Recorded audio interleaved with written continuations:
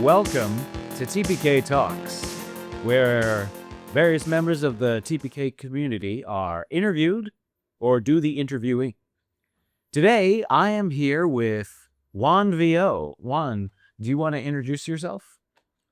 Hi, everyone. I am TPK community member Juan Lopez, also known as Juan Voice.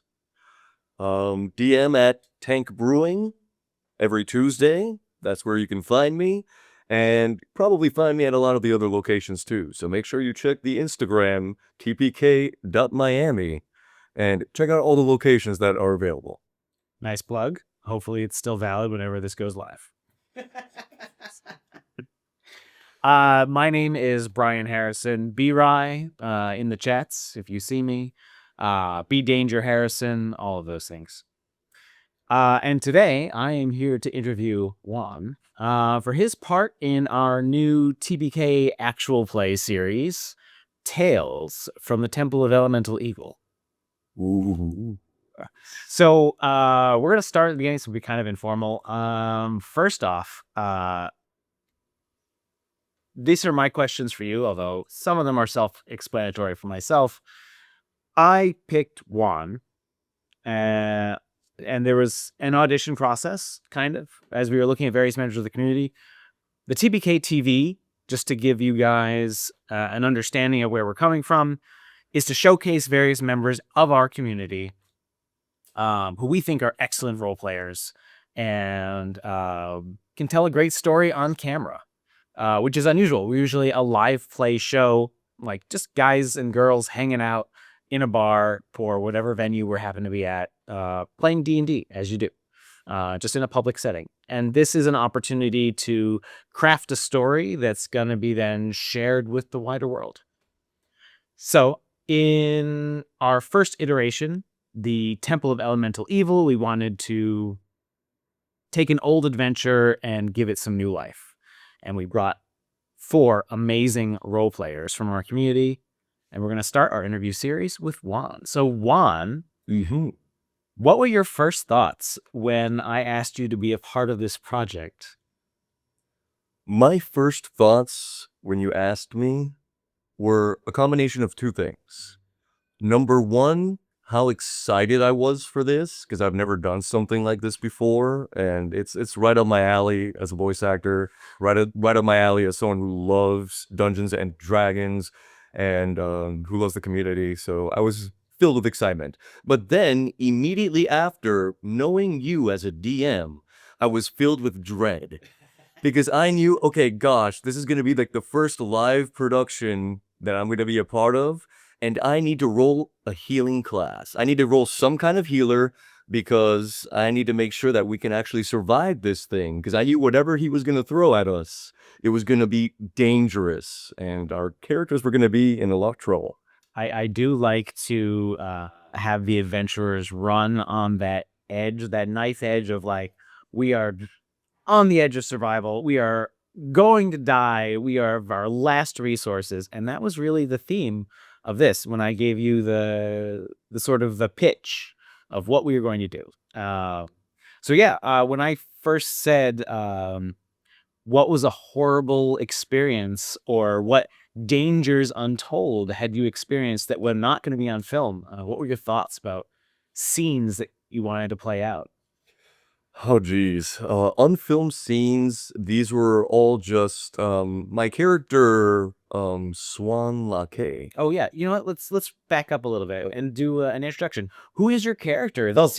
Yeah. Let's there before we go. Yeah. So I play Swan La'Ke, which I mean, it's pretty on the nose what I'm kind of running for. He is a ballet dancer, right? In a sense, yes, in many ways. He is a bard, College of Dance with this new 2024 stuff, which has become my favorite subclass of probably any subclass that has ever been released. So he's a bard, College of Dance, and he actually took a level dip into monk as well. And this character, I truly wanted him to be someone that is all about the joys of life. I wanted to make sure that food, dancing, music, friendship, these things are not to be taken lightly. This is really what life is all about. Yeah.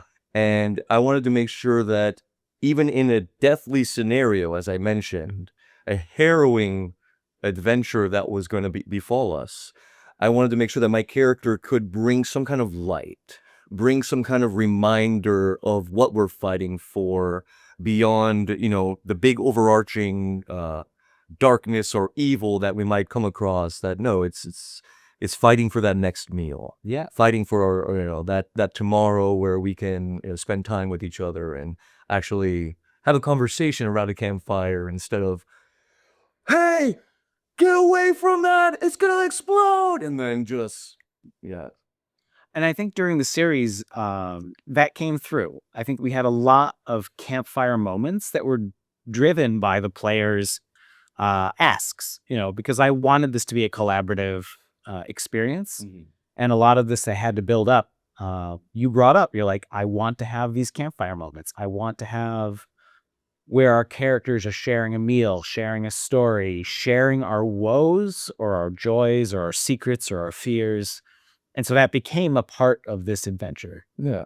And so maybe we hold off on that first question about what the danger scenario is and focus on it. Why? Because this is interesting about your character. Why food? Because that came across very strong.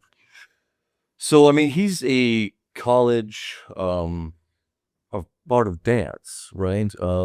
So food isn't really part of the repertoire of a dancer, essentially. I mean, of course, everyone has to eat. But you have a broader backstory than just your career. Yes, exactly. So essentially what this character would do beyond the elemental evil, before the elemental evil, was he was a traveler. He would go around different cultures and experience their music, learn their dances. But of course, when you're diving into a new culture, what is one of the things that you always experience just naturally is the food. You're in a new place, a foreign place. When I moved here to Miami, I wasn't familiar about empanadas and pastelitos, and I'm like, what is this? And now it's like, oh, buddy, I love these things. Yeah. But this is what that character really embodied. So he found out that food was something, and much like it is, as we all know, in out of game, Right. is food connects us in many ways. It's a part of our culture. It's a part of all culture, and it's a part of culture that is shared very easily. I've never been to Vietnam, but I've tried Vietnamese food. I've never been to India, but I've tried Indian food, and it gives me some kind of appreciation. It gives me a little, on the nose again, taste of their culture. Right. And I really wanted food to be important because everyone has a favorite food, for example. I wanted to really play into my companions, my adventuring parties' favorite foods too, because I wanted to bring that into the story as well. We might be in the middle of a temple where we might have a bleeding guy, we might have a severed limb, we might have all kinds of, who knows what might happen. Yeah, how much comfort does food bring? But how much comfort does food bring? Which can be a lot. Your favorite meal, comfort food. I mean, that's really what it is. Yeah.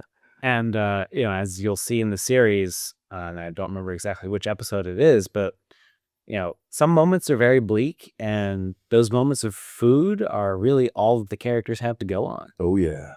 Ooh. So with that, maybe the next, we're gonna take it back to what was an off-camera moment? What were you what were some ideas that, even if they didn't make it into the story, that you were thinking would be dramatic and telling, that build on the off-camera scenes, what influenced your character that was outside of the action that's seen on film? So I really like to think of things in the sense of what are the things that we tend to skip over a lot in a regular D&D session that is still just as important in the sense of adventure and what it means to be an adventurer? Like setting up camp, setting up the tents and moving your things around and the provisions that you actually bring with you. And I wanted to have moments where that was under threat, for example. Right. So it's not just the accessories, but those are the survival items that you need. Exactly. Like we all know that we have our bedrolls for short rests and long rest, or maybe like a blanket or something like that. But what if those were threatened to be taken away from you? What if those rations that you have in your bag, the enemy isn't going for you, the enemy is going for that. It's a battle of attrition in many ways. And if you don't have the resources to fight, how can you keep fighting? You might have all your spell slots. Sure. You might have, your action surge. But if you haven't eaten in 3 days and you've been in this temple and you don't really see any way out of here anytime soon, there's not exactly an abundance of food in here. What are your next steps? I think that's an important point in that the temple, when you from the outside, Yeah. right? It's like, oh, it's like a cathedral to the max. It's an absolutely massive structure. But what you don't see is how huge and labyrinthine it is when you get down below it. Like that's the meat and a lot of the adventure. So people could go in there and like, you don't pack a week's worth of food to go and visit a cathedral in Nice, right? It's like, yeah, I'm going to go in and, maybe I've spent a few hours there and I'm hungry and I should get a snack from one of the street vendors. But like, if you're an adventurer, yeah, you're packing in case of need. But what you don't know is once you enter this place, like you're there for a while. It's not just in and out in a day. Mm-hmm. Yeah, we didn't know exactly, our party really didn't know what we were getting into. We've heard rumors about things that were lurking in the temple, but to the extent of what was in there, and again, how, like you mentioned, how deep that went, we weren't prepared. I think we set it up specifically that it had been 50 plus odd years since adventurers had gone in there, and the stories just weren't really well told. Whatever adventurers had gone in and like had their adventures, like it was all pretty vague.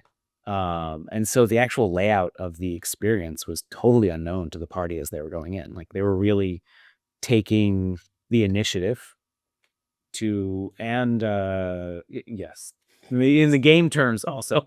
But, as was laid out and we'll have in future interviews, the impetus for some of these characters even going here is because things are moving too slow in the world.